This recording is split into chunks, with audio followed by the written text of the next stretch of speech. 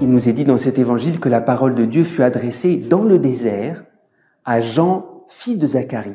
Que signifie le désert? Alors, extérieurement, le désert, c'est le vide, parce que dans le désert, il n'y a rien. Mais profondément, dans la Bible et dans la Révélation, le désert, c'est un mystère de plénitude. Le désert, c'est le lieu de l'adoration, le lieu de la rencontre avec Dieu. Israël est sorti d'Égypte pour aller au désert pour rencontrer Dieu. Et les prophètes reprennent ça. Le prophète Osée, je vais la séduire, ma fiancée qui est Israël, pour parler à son cœur, et je vais la conduire au désert. Alors, l'adoration, extérieurement, c'est vrai, le désert. Extérieurement, ça peut paraître quelque chose de sec, il n'y a rien dans le désert, c'est le silence. En réalité, c'est un mystère de plénitude. Qu'est-ce que c'est que l'adoration? On adore au désert.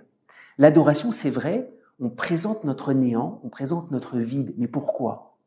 C'est comme si on revivait, on vivait de l'acte créateur de Dieu qui nous sort du néant et qui n'est pas gêné par notre néant.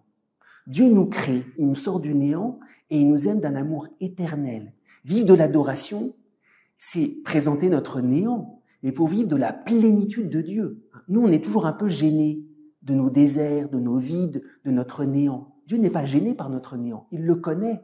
Et il nous aime mieux que nous-mêmes, il nous a sortis du néant. C'est ça le mystère de notre création. Dieu nous aime d'un amour éternel, même si nous sommes peu de choses. C'est pour ça qu'en réalité, le désert, c'est la disproportion, la démesure de l'amour de Dieu qui n'est pas gêné par nos vides. On sait qu'on est dans un monde de bruit. Quand il y a du silence, tout d'un coup, on est gêné. Parce qu'en fait, on n'est pas assez rempli par la plénitude de l'amour de Dieu. Alors on est gêné par nos vides. Dieu n'est pas gêné par cela. La grâce de Jean-Baptiste, qui est au désert, c'est de nous révéler la plénitude de l'adoration. Le désert, c'est vrai, c'est la cesse, c'est le dépouillement, mais c'est pas d'abord cela. Jean-Baptiste, il révélera plus tard, ça nous est dit dans l'évangile de Jean, que sa joie est complète.